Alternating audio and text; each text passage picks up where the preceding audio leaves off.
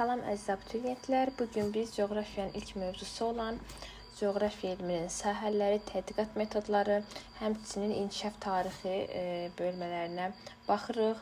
Gəlin başlayaq. İlk olaraq coğrafiyanın elminin mənbələri haqqında məlumat vermək istəyirəm. Coğrafiya elminin mənbələri dedikdə, yəni biz coğrafiya haqqında məlumatları, informasiyaları hardan ala bilərik? Bunlar nəzərdə tutulur. Yəni burada gördüyünüz kimi aerokosmik şəkillər olsun, xəritə və atlaslar olsun, çöl tədqiqatları, səyahətlər, ekspedisiyalar, sorğu kitabları, coğrafiya lüğətləri, eyni zamanda biz mətbuatdan gündəlik, yəni müasir dövrə aid coğrafi məlumatları ala bilərik. İnternet mənbələrindən ən əsası da coğrafiya informasiya sistemlərindən biz coğrafiya elmi haqqında məlumatlar əldə edə bilərik. Bəs coğrafiya elminin əsas vəzifələri nələrdir? Ondan əvvəl qeyd etmək istəyirəm ki, coğrafiya sözü geografiya sözündən götürülmüşdür. Geo yer, qrafiya yazıram, təsvir edirəm deməkdir, yəni yeri təsvir edirəm. Coğrafiya elminin əsas vəzifələri yeri obyektləri nə edir? Layihələşdirir, təsvir edir, izah edir, idarə edir və proqnoz verir. Coğrafi məlumatlar haqqında, yəni təbii proseslər haqqında, eyni zamanda antropogen proseslər haqqında proqnoz verir. Gəlirik digər önəmli bir hissəyə, coğrafiya elminin tədqiqat metodları. Bu tədqiqat metodlarını biz iki qrupa bölürük. Ənənəvilərə və müasir tədqiqat metodlarına. Əgər burada çətinliyiniz varsa, adlara baxanda rahatlıqla yadda saxlamaq olar. Məsələn, ənənəvi dedikdə nə deyirik? Kartoqrafik metod. Karta nədir? Xəritə. Qədim dövrlərdən bəri xəritələr var, istifadə olunur. Kartoqrafik ənənəvidir. Tarixi, əlbəttə ki, ənənəvi olacaq. Müqayisə, çöl tədqiqatları, ekspedisiya deyə bilərik, eyni şeydir. Müasirə isə daha çox, yəni müasir dövrdə istifadə olunan, sonradan yaradılan və müasir dövrdə daha çox tələbat olan metodlar nəzərdə tutulur. Buna aiddir riyazi statistik metod, coğrafi modelləşdirmə, coğrafi proqnozlaşdırma, aerokosmik, coğrafiya informasiya sistemləri. Gəlin bunları bir-bir təhlil edək. Əvvəlcə ənənəvi metodlara baxaq. Yenə yazılıb. Ənənəvi hansılara aid oldu? 1. Kartoqrafik, 2. Tarixi, 3. Müqayisə, 4. Çöl tədqiqatları. Kartoqrafik nədir? Coğrafi tədqiqatlar zamanı müxtəlif məzmunlu xəritələrin öyrənilməsi və təhlilinə əsaslanır. Karto xəritə deməkdir. Xəritədən də bunu yadda saxlayırıq. Kartoqrafik metod nə oldu? Coğrafi tədqiqatlar zamanı müxtəlif məzmunlu xəritələrin öyrənilməsi və təhlilinə əsaslanır. Tarixi metod coğrafi obyekt və hadisələrin müəyyən tarixi dövr ərzində baş verən dəyişikliklərini öyrənir və təhlil edir. Bütün tarixi proseslər necədir? Müəyyən dövr ərzində dəyişir. Biz hər hansı bir coğrafi hadisənin qədimdə necə olub, indi necədir, hansı dəyişikliklərə uğrayıb, bu formada öyrənir və təhlil edirik. Bu olur tarixi metod. Məsələn, əhalinin artımı deyək, öyrənirik. 19-cu əsrdə necə idi? 20-ci əsrdə necə idi artım? İndi necədir artım? Yəni, tarixi bir dövr burada keçdiyinə görə, xronoloji ardıcıllıq getdiyinə görə olur tarixi metod. Müqayisə metoduna baxırıq. Coğrafi obyekt və hadisələrin fərqli və oxşar. Müqayisə necə olur? Fərqli cəhət, oxşar cəhət. Bu xüsusiyyətlərini təhlil edirik. O zaman biz nədən istifadə edirik? Müqayisə metodundan istifadə edirik. Məsələn, buna biz nümunə gətirə bilərik. Hər hansı bir coğrafi obyekti müqayisə edirik Venn diaqramında. Məsələn, ayrı dağları müqayisə edirik, təbii zonaları müqayisə edirik və s. və ilaxır. Ondan başqa endogen proseslər, eksogen prosesləri müqayisə edirik. Bu olur müqayisə metodu. Çöl tədqiqatları metodu nədir? Ekspedisiya, səyahət. Yəni qədim dövrdən bu mövcuddur ki, səyyahlar, coğrafiyaçılar tədqiqatlar apararaq, ekspedisiyalar təşkil edərək müxtəlif məlumatlar əldə ediblər. Yəni ekspedisiya, yəni səyahət vasitəsilə ərazidə müşahidələr aparılır. Yəni bu müşahidə daha çox əlbəttə ki, coğrafi cihazların köməyi ilə aparılmalıdır. Sonra məlumat toplanacaq. Toplanılan məlumat təhlil ediləcək və ona əsasən də coğrafi qanunauyğunluqlar müəyyən ediləcəkdir. Bu da oldu çöl tədqiqatları metodu. Daha sonra keçirik müasir tədqiqat metodlarına. Riyazi statistik metod. Coğrafi obyekt və hadisələrin kəmiyyət göstəriciləri və riyazi hesablamalar vasitəsilə tədqiq olunmasına deyilir. Və bunun nəticəsində də hadisələr planlaşdırılır, layihələşdirilir. Yəni, coğrafiya riyaziyyat elmi ilə sıx bağlıdır. Məsələlərdə riyaziyyatdan istifadə edilir. Eyni zamanda statistikalarda, yəni coğrafiyada bir statistikalar aparılır ki, bu metoddan istifadə olunur, xüsusilə də kəmiyyət göstəriciləri ilə. Sonra coğrafi modelləşdirmə. Coğrafi obyekt və hadisələrin modelinin hazırlanmasına əsaslanır. Məsələn, vulkan modelini hazırlayırıq, vulkanizm prosesini əyani şəkildə göstəririk. Sonra hava kütlələrinin, enən hava, qalxan hava, bunu biz model olaraq yaradıb elektron formada göstərə bilərik. Zəlzələ prosesini, hər hansı bir binanın maketini yaradaraq göstərə bilərik və s. və ilaxır qeyd olunub. Coğrafi modellər qrafik, təsvir formada sözlər və simvollar vasitəsilə də qurula bilər. Yəni, mütləq deyil ki, əyani şəkildə modelləşdirək. Hər hansı bir qrafikdən istifadə edirik, hər hansı bir simvoldan istifadə edirik, təsvirdən istifadə ediriksə, bu da coğrafi modelləşdirməyə aiddir.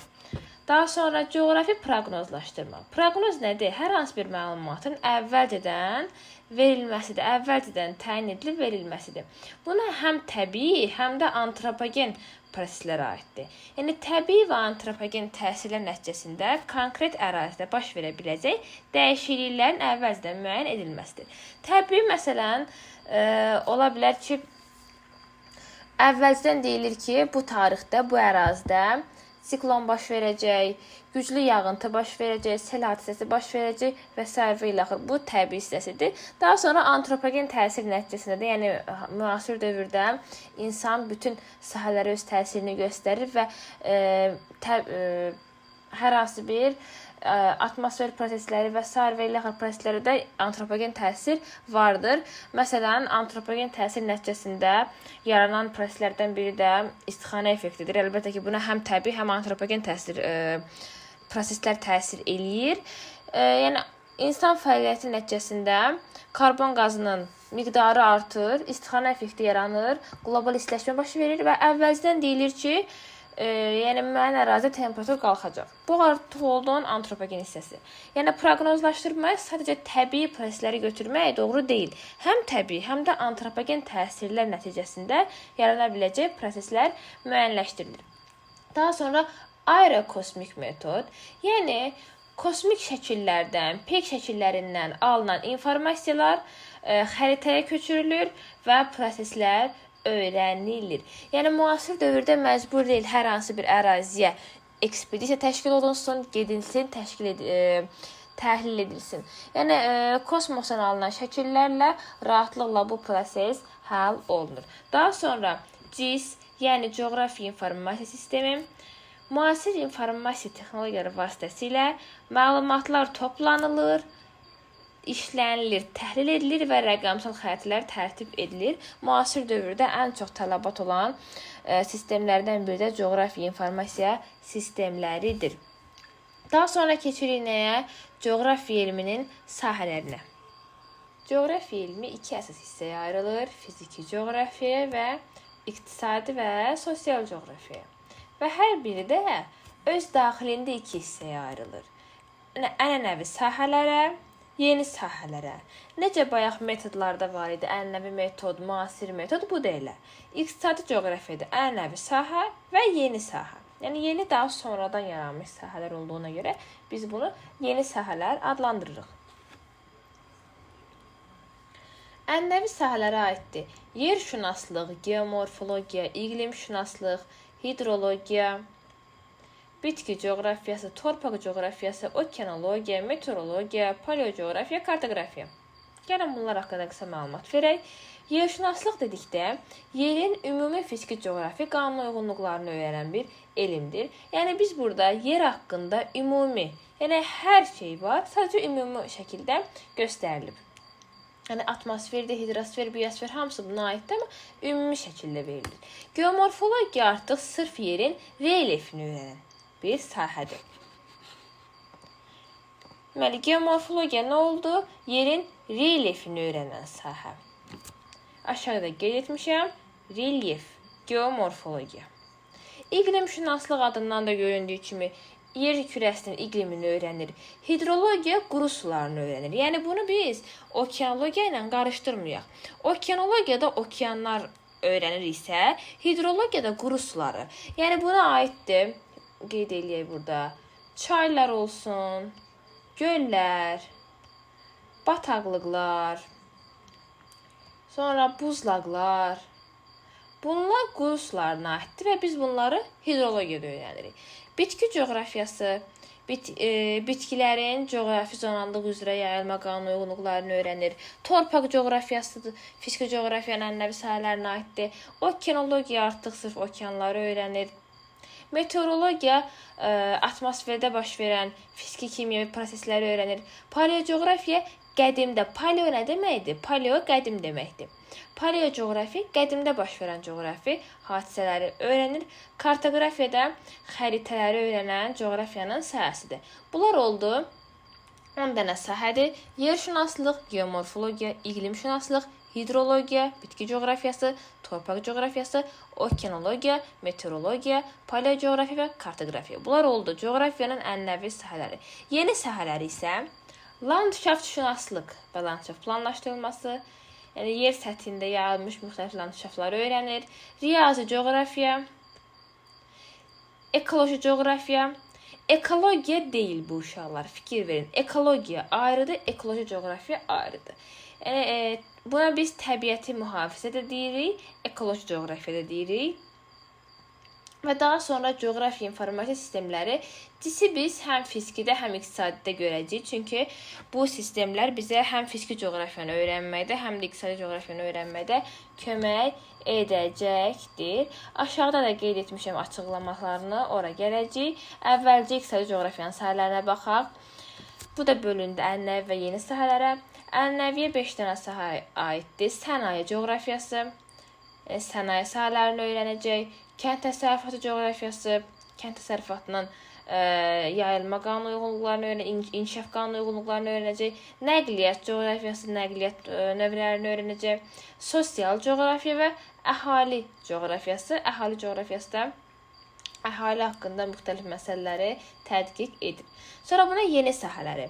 Şəhərin planlaşdırılması, yəni müasir sahələrdir. Ərazinin planlaşdırılması. Tibbi coğrafiya. Tibbi coğrafiya oldu, iqtisadi coğrafiyanın yeni sahəsi. Rekreasiya, turizm, yəni turizm obyektləri və s. əhalinin istirahəti nəzərdə tutulur. Aiddir bu rekreasiya coğrafiyasına, bir də yenə də CIS. Coğrafiya informasiya sistemləri həm fiziki coğrafiyada var, həm də iqtisadi coğrafiyada var. Hər ikisinin yeni sahələrinə aid olacaq əlbəttə ki. Aşağıda hər birini qeyd etmişəm. Konspekti əldə etmək üçün Telegram kanalımıza üzv olun. Orada bu konspektlər, bütün mövzular üzrə öz əksini tapacaqdır. Daha sonra burada biz az əvvəl qeyd etdik. Meteorologiyanı dedik, paleocoğrafiya, kartoqrafiya, landşaftşünaslıq, ekoloji coğrafiya, yəni təbii tarazlığın qorunması və ekologiya deyil bu uşaqlar. Ekoloji, yəni yazıla bilər testdə ki, hansı coğrafiyanın sahəsi deyil. Orada ekologiya da verilir. Ekoloji coğrafiya, ekologiya coğrafiyanın sahəsi deyil. Ekoloji coğrafiya coğrafiyanın sahəsidir. Təbii tarazlığın qorunmasını öyrənir. Məsələn, sosiologiya ayrıdır, sosial coğrafiya ayrıdır. Sosiologiya coğrafiyanın sahəsi deyil, amma sosial coğrafiya coğrafiyanın sahəsidir. Və geologiya ilə geomorfologiyanı qarışdırmayaq. Geologiya ayrıca müstəqil bir sahədir. Geomorfologiya isə yer səthinin relyefini öyrənir və coğrafiyanın sahəsidir. Coğrafiya elminin inkişaf mərhələləri ilə davam edirik. 4 mərhələyə ayrılır. İlkin təsəvvürlər dövrü, yəni ən qədim dövrdür. Bu eradan əvvəl 3-2-ci əsrlərdən bizim eranın 5-ci əsrinə qədər davam edir. Bizim eranın 5-ci əsrinə qədər. Daha sonra ikinci gəlir orta əsrlər dövrü 5-15, yəni yadda salmaq rahatdır. Üçüncü dövr ən önəmli dövrdür məncə. Böyük coğrafi kəşflər dövrü, həmçinin bu müasir dövrə böyük təkan vermişdir. 15-17. 15-17 olur böyük coğrafi kəşflər. Və müasir dövrdə 18-dən 20 indiyə qədər, 18-ci əsrdən indiyə qədər müasir dövr davam eləyir. İlkin təsəvvürlər dövrünə aiddir. Qədim xalqların coğrafi təxəyyülləri, coğrafi fikirləri, məsələn, qədim Çin olsun, qədim Misir, qədim Yunanlar, Babillər, Şumerlər coğrafiya elminə ilkin töhfələri veriblər. Babillər nə deyirdilər? Gəlin ona baxaq. Babillərin fikrincə dünya ayrı-ayrı qatlardan ibarət idi. Mərkəzdə özləri idi, digər qatlarda isə başqa xalqlar yaşayırdılar. Şumerlər isə dünyanı 4 cəhətə bölürdülər və deyirdilər ki, hər cəhətdə bir dünya var. Onların fikrində Kiçik Asiya yarımadası, indiki Türkiyə, Kiçik Asiya mərkəzdə idi. Onun ətrafında da Qara dəniz, Aralıq, Egey və Mərmərə dənizlərini təsvir edirdilər. Yəni o vaxt artıq demək olar ki, xəritə Cənubi Avropanın nisbətən, həmçinin Cənub-Qərbi Asiyanın, Ön Asiyanın xəritəsini nisbətən bilirdilər. Sonra Fales deyirdi ki, yəni təsvir edirdi ki, yer okean üzərində üzən nəhəng ağac parçasıdır. Yəni sanki dünya okeanı bir okeandır, yer də onun üzərindəki ağac parçasıdır. Bunu Fales deyirdi. Fales. Homer nə deyirdi? Homer deyirdi ki, yer hamardır. Homer hamar. Yadda saxlayın bu formada. Homer deyirdi ki, yer hamardır. Pifaqor isə İlk dəfə deyib ki, yer kürə formasındadır. Amma bunu sübut eləyə bilməyib, əsaslandıra bilməyib. Yəni, Pifaqor desə də yer kürə formasındadır, bunu əsaslandıra bilməyib. Bəs kim əsaslanıb? Aristotel əsaslandırıb. Aristotel əsaslandırıb ki, yer həqiqətən kürə formasındadır. Bunu da necə əsaslandırırdı? Ay tutulması zamanı yerin kölgəsi dairəvi forma yaradırdı. Bu da ona əslən deyirdi ki, buna görə də yer kürə formasındadır. Herodot isə tarixçi Herodot deyirdi ki, yer ovaldır. Eratosfen kimdir? Eratosfen coğrafiyanın atası. Eratosfen coğrafiyanın atasıdır. Coğrafiya terminini ilk dəfə o işlədib. İlk coğrafiya kitabının müəllifidir. Onun kitabı 2 hissədən ibarət olub. Ümumi coğrafiya və ölkəşünaslıq, eyni zamanda Eratosfen xəritə tərtib eləyib. Bu xəritədə Cənub-Qərbi Asiya, Şimali Afrika, Cənubi Avropa kimi ərazilər qeyd olunmuşdu. Lakin bu xəritədə paralel və meridianlar yox idi. Eyni zamanda Eratosfen Günəşin düşmə bucağına əsasən meridian çevrəsinin uzunluğunu hesablayıb və rəqəmə uyğun hesablayıb. Həqiqi rəqəm nədirsə ona uyğun, ona yaxın bir rəqəm alıb. Krates Malloski ilk qlobusun müəllifidir. Onun qlobusu gəlib çatmasa da indiyə qədər. Amma yəni ilk qlobus Krates Malloskiyə aiddir. Strabon neyinib bəs? 17 cildli coğrafiya əsərini yazıb. Eyni zamanda Azərbaycan haqqında, Qafqaz Albaniyası haqqında, Kürəraz çayları haqqında məlumat verib. Ptolomey geosentrik nəzəriyyəni irəli sürüb. Geosentrik nəzəriyyə nədir? Arası orta əsrlərə qədər bu nəzəriyyə hakim nəzəriyyə olub. Geosentrikdə deyirdi ki, yer mərkəzdədir, Günəş və digər planetlər yerin ətrafında fırlanır. Əlbəttə ki, bu yanlış fikirdir. Hal-hazırda yəni bilirik ki, Günəş sistemində Günəş mərkəzdədir, bütün planetlər, cisimlər onun ətrafındadır. Amma Ptolomey deyirdi ki, yer kürəsi mərkəzdədir, Günəşdir, planetlər, digər bütün səma cisimləri yerin ətrafında fırlanır. Buna da biz deyirik geosentrik, yəni geo yer centerdədir, mərkəzdədir. Eyni zamanda Ptolomey xəritə tərtib eləyib. Bu xəritədə Eratosferin xəritəsində olan ərazilər olduğu kimi var idi. Yəni Şimali Afrikadır, Avropanın cənubudur, Cənub-Qərbi Asiyada bu ərazilər var idi. Lakin bu xəritənin üstünlüyü ondan ibarət idi ki, burada paralel və meridianlar əks olunmuşdu. Yəni burada qeyd eləyək göz yaddaşımızdan Ptolemeyin xəritəsində nə var idi? Paralel və meridian var idi. Amma Eratosferində yox idi paralel meridian. Bu onun xəritəsinin üstün cəhətidir.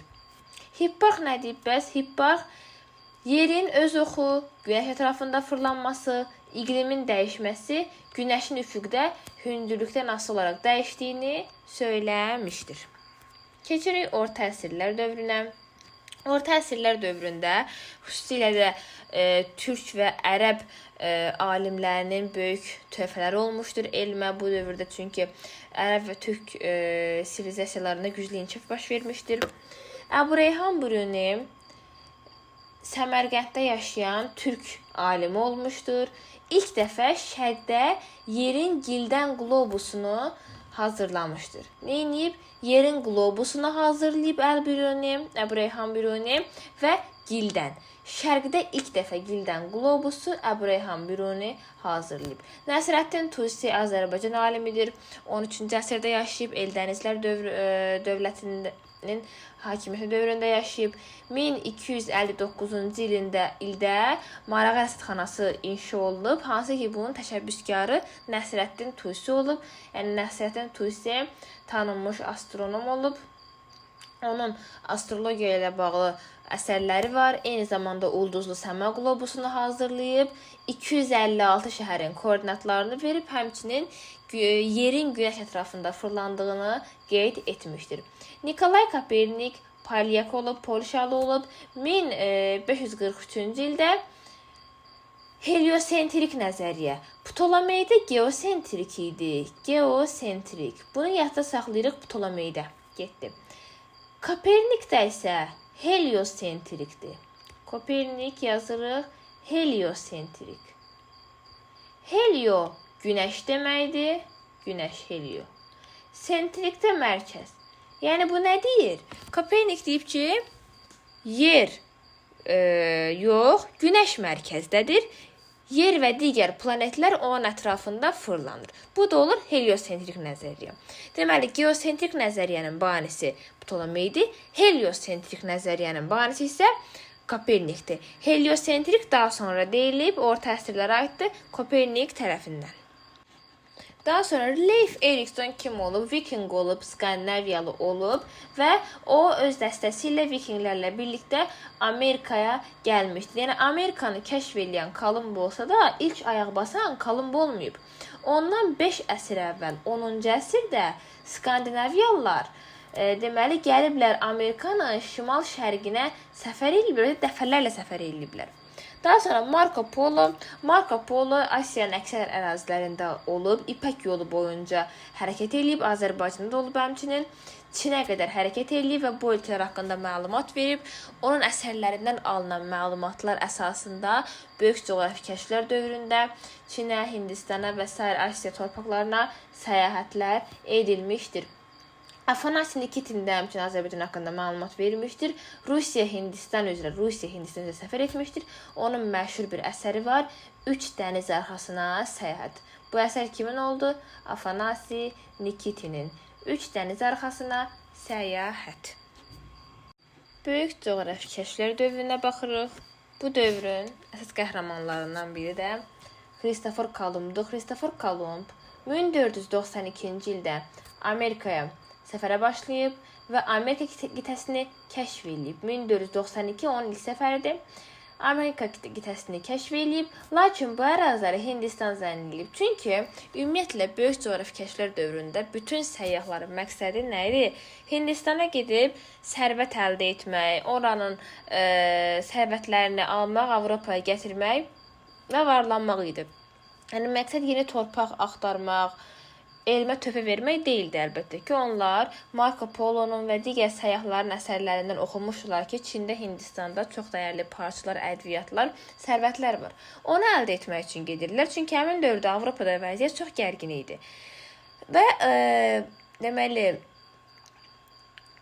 şərqə hərəkət edərək getmək biraz çətin idi. Çünki orada hələ su yolu tapılmamışdı. Afrikadan keçən su yolu tapılmamışdı.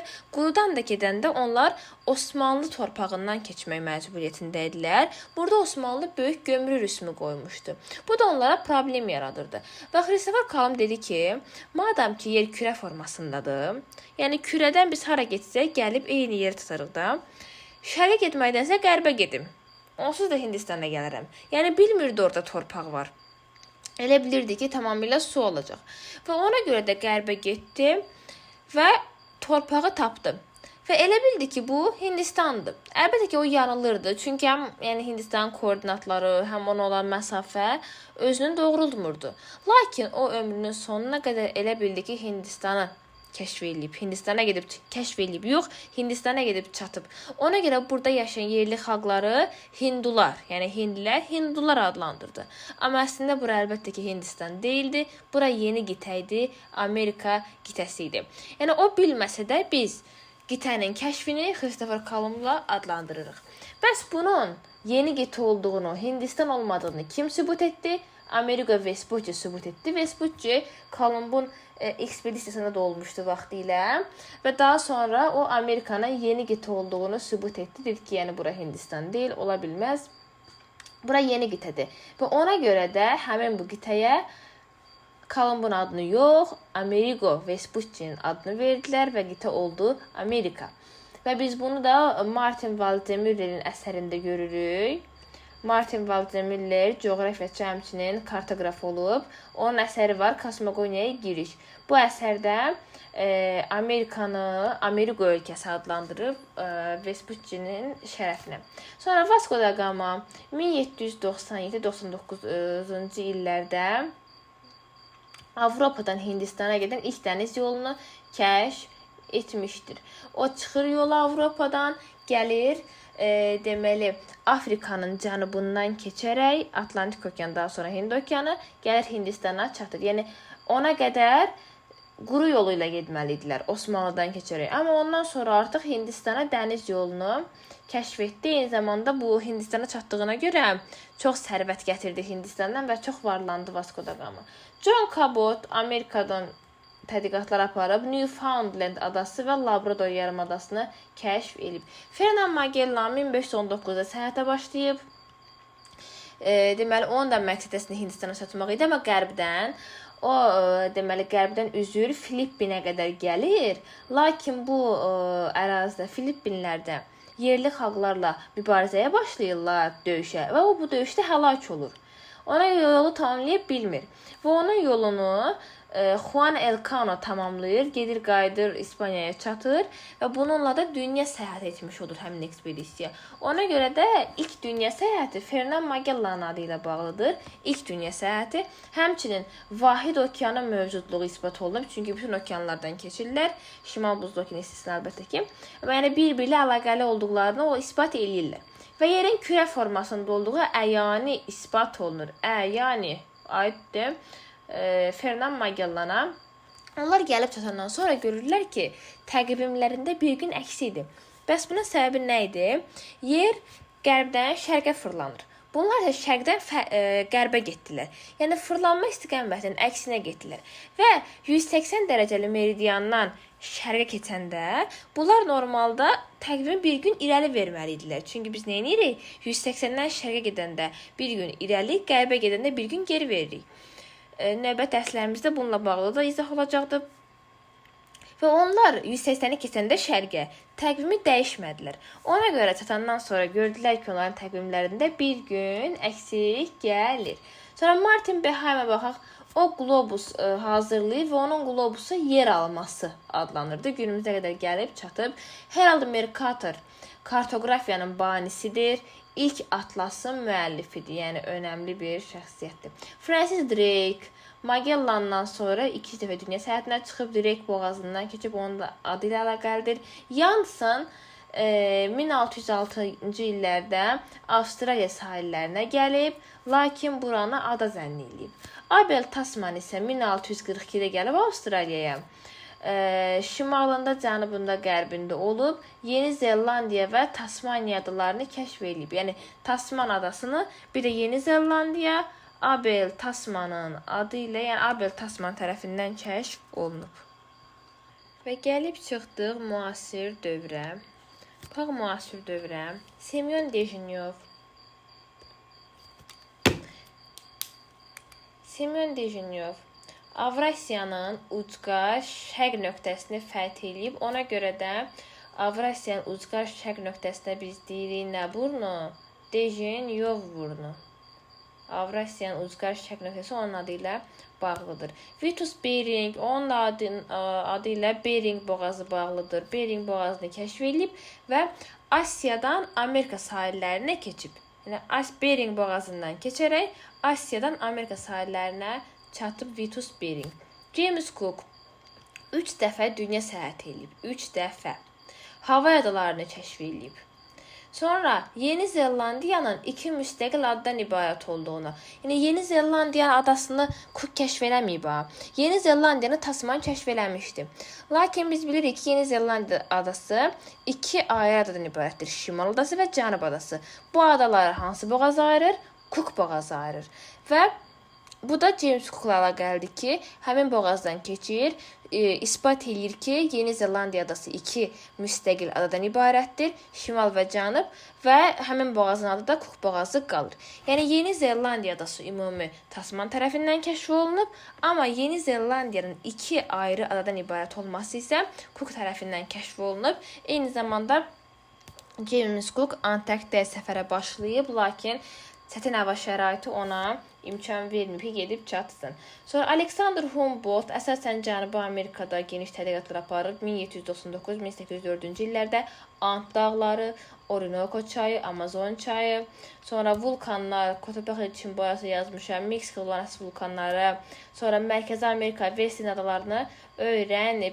Eyni zamanda iqlimin formalaşması, cərəyanların iqlimə təsiri, enlik və şaquli zonallıq üzrə bitkilərin yayılmasını öyrənib, materikin geoloji xəritəsi, yəni çox önəmlidir Alexander Humboldt, diqqətlə baxın, Cənubi Amerikanın geoloji xəritəsini tərtib edib və bitki coğrafiyasının əsasını qoyub. Deməli, bitkilərin coğrafi zonallıq üzrə paylanma qanuna uyğunluqları haqqında məlumat verir və biocoğrafiyanın əsasını qoymuşdur. Kruzenstein və Lisanski dünya səyahəti eləyiblər. Deməli, dünya səyahətini eləyib Magellan, dünya səyahəti, Magellan, Cook, Kruzenstein, Lisanski dünya səyahətinə çıxan alim səyyahlardır. David Livingstone Afrikada tədqiqatlar aparıb 1849-1873-cü illərdə. Orada deməli Kongo çayı, Zambezi çayı, Nyasa Tanganyika gölləri, Victoria şəlaləsini kəşf edib. Deməli, eyni zamanda Henry Stanley Afrikanın mərkəz hissələrini öyrənib. Livingstone isə Afrikanın qərb sahillərindən, qərbindən şərqinə çatıb. Kim? Livingstone. Sonra Bellingshausen və Lazarev Antarktida deyirik. Bellingshausen və Lazarev 1820. Bunu qütblərlə qarışdırmayaq. Antarktida deyirsə Bellingshausen və Lazarev alimlərini deyirik. Cənub qütbü deyirsə coğrafi qütbü, maqnit qütbü yox. Cənub coğrafi qütbü Amundsen və Scott, şimal coğrafi qütbü Robert Peary. Maqnit qütbləri isə şimal maqnit qütbü John Ross, sonra James Ross. Dokuçayev, torpaq coğrafiyası onunla bağlıdır. Dokuçayev deyəndə torpaq coğrafiyasını yadımıza salaq. Rus alimi olub, Rusiyanın Avropa hissəsində tədqiqatlar aparıb və torpaq coğrafiyasının əsasını qoyub. Sonra 1872-1876-cı illərdə İngiltərənin Challenger gəmisi ekspedisiyaya çıxır və burada okeanları öyrənirlər. Orada çoxlu alimlər okeanları müxtəlif cəhətdən təhlil edirlər, çoxlu əsərlər yazırlar və okeanologiyanın əsasını qoyurlar. Lomonosov iqtisadi coğrafiyasının əsasını qoyur. 1977 artıq müasirə gəlirik, yeni dövrə. Yəni yeni dövrdəyik zaten. Daha müasirə gəlirik, 2000-lərə yaxınlaşırıq. 77-ci ildə atom buz qıran gəmisi şimal qütbünə çatıb. Tur Heyerdahl Norveçlidir, Norveç səyyahıdır. O deyirdi ki, Sakit Okeanın mərkəzində olan adalarda yaşayan əhali Cənubi Amerikadan gəlib. Lakin bunu sübut eləyə bilmirdi. Sübut eləmək üçün bir gəmi düzəldir taxtadan. Buna ad verir Kon-Tiki. Bu, yəni adi bir saldı taxtadan, sadə bir şey. Deyir ki, yəni bununla üzərək çatmaq olar da və o həqiqətən də bir xeyli məsafə bununla üzür. Yəni göstərir ki, həqiqətən də, yəni insanlar Cənubi Amerikadan Sakit Okeana gələ bilər. Burada nəyə baxırıq biz? Dünya səyahət eləyənləri yadda saxlayırıq, qeyd eləmişəm. Sonra alimlərin adlarına baxaq. Lomonosov nə dedik? Lomonosov. İqtisadi coğrafiya. İqtisadi coğrafiya Avropa, Amerikada insan coğrafiyası da deyilir. Yəni insan coğrafiyası eşitsəz, bilin ki, iqtisadidir. Lomonosov dedik. Dokuçayev. Torpaq coğrafiyası. Challenger gəmisi. Okeanologiya. Humboldt. Nə? Biocoğrafiya. Əsasını qoymuşdur.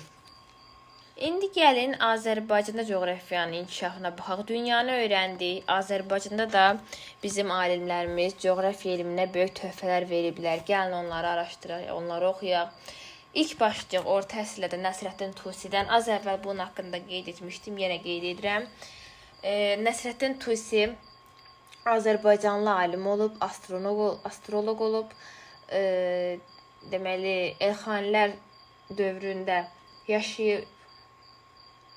Elxanilər dövründə yaşayıb. 1259, eyni zamanda xanım vəziri olub.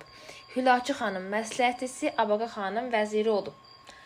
1259-cu ildə Malaqa rəsədxanası yaradılıb. Bu, Tusinin təşəbbüsü ilə olub. Tusinin təşəbbüsü ilə. Burada araşdırmalar aparıb, yerin ölçüləri barədə məlumatlar verib, 256 şəhərin koordinatlarını verib, ulduzlu səma qlobusunu hazırlayıb. Sonra Əbdürrəşid Bakuvi, görkəmli səyyahımızdır. Onun bir əsəri var ki, Abilərin xülasəsi və qüdrətli hökümdarların möcüzələri. Yəni, ciddi coğrafiya, tarixi məlumatlar burada var. Bu da Paris Milli Kitabxanasında saxlanılır. Hacı Zeynalabdin Şirvani ömrünün 40 ilini səyahətdə keçirib. O harda olub? Baxın, bura fikir verin. Testdə olur ki, əraziləri verir. Deyir ki, Şirvani hansında olmayıb. Ona görə baxırıq. Mərkəzi Asiyada olub. Cənubi Asiyada olub. Cənub-Şərqi Asiyada olub. Deməli, Mərkəzi Asiyada olub, Cənubi Asiyada olub, Cənub-Qərbi, Cənub-Şərqi Asiyada olub. Harda olmayıb? Şimali Asiyada olmayıb. Görürük ki, yəni burada Cənub var, Cənub-Qərb, Cənub-Şərqi, Mərkəzi var, Şimali Asiya yox. Deməli, Şimali Asiyada olmayıb, amma digər Asiya regionlarında olub. Şimali Afrikada olub. Yəni, Cənubi Afrika, Şimali Afrikada olub. Efiopiyada olub, Kanar adalarında olub və əsərlərində bu ərazilər haqqında geniş məlumat verib. Amma Abbasqulu Bakıxanov, önəmli tarixçimiz 19-cu əsrdə yaşayıb. Onun 3 əsəri var. Deməli, Abbasqulu Bakıxanovun Gülüstan-ı İrəm əsərində Azərbaycan tarixi haqqında geniş məlumat var. Sonra Qəribə kəşflər əsərində Kolumbun Amerikanı kəşf etməsi ilə bağlı məlumatlar var. Kainatın sirləri əsərində heliosentrik nəzəriyyə haqqında məlumat var. Deməli, Bakıxanovun 3 dənə əsəri yadda saxlayırıq. Gülüstan-ı İrəm tariximiz haqqında məlumat var. Qəribə kəşflərdə Kolumbun Amerikanı kəşf etməsi ilə bağlı məlumat var. Kainatın sirlərində də Kopernikin heliosentrik nəzəriyyəsi ilə bağlı məlumatlar var. Sonra gəldik. Qafur Rəşid Mirzəzadə Azərbaycan məktəblərinin dərsliklərlə təmin olunmasında böyük rolu olub. Azərbaycanda ilk coğrafiya dərsliyinin yaradıcısı Qafur Rəşid Mirzəzadədir. Sonra Məhəmməd Həsən Baharlı, o Azərbaycan əsərinin müəllifidir. Lakin bu əsər uzun müddət istifadəsi qadağan olunub. Azərbaycan əsəri Məhəmməd Həsən bəy Baharlı. Sonra Budaq Budaqov, önəmli alimimiz Müseyibov həmçinin Azərbaycan relyefini öyrənib. Relyef, Budaqov, yəni bu adları, soyadları rahatdır. Bir də Müseyibov. Oldu relyef. Müseyibovun relyef, yəni onların relyeflə bağlı kitabı da var. Budaqovla Müseyibov oldu Azərbaycan relyefi. Ənvər Şıxlinski, Ali Abbas Mədədzadə. Bu oldu iqlim. İqlimdə oldu Şıxlinski, Mədədzadə. Çayları Salih Rüstəmovdur. Xəzər dənizi Qasımgüldür. Torpaq örtüyü Həsən Əliyev, Məmməd Salayev. İqtisadi coğrafiya Hadı Əliyev, Hacızadə, Əbdürrəhim Hacızadə və Asəf Nadirov. Bu son islərə diqqət edirik. Relyef oldu Budaqov, Müsif Müseyibov. İqlim oldu Ənvər Şıxlinski və Əli Abbas Mədədzadə. Çaylarımız oldu Salih Rüstəmov. Xəzər dənizini araşdırdı Qasımgül. Torpaq örtüyünü araşdırdı Həsən Əliyev və Məmməd Salayev. İqtisadi coğrafiyanı araşdırdı Hadı Əliyev, Əbdürrəhim Hacızadə və Asəf Nadirov. Belə uşaqlar, ilk mövzu ilə bağlı sizə maksimum məlumat verməyə çalışdım. Yəni bu məlumatlar sizə kifayət qədər yetərdir ki, siz bu bölməni imtahanda və sınaq imtahanlarında doğru formada işləyəsiniz. İnşallah növbəti bölmələrin izahı gələcək. İzahını istədiyiniz bölmə varsa, rəylərdə qeyd edə bilərsiniz. Konspektlər, qeydlər, testləri əldə etmək üçünsə bizi Telegramdan izləyə bilərsiniz. Sağ olun.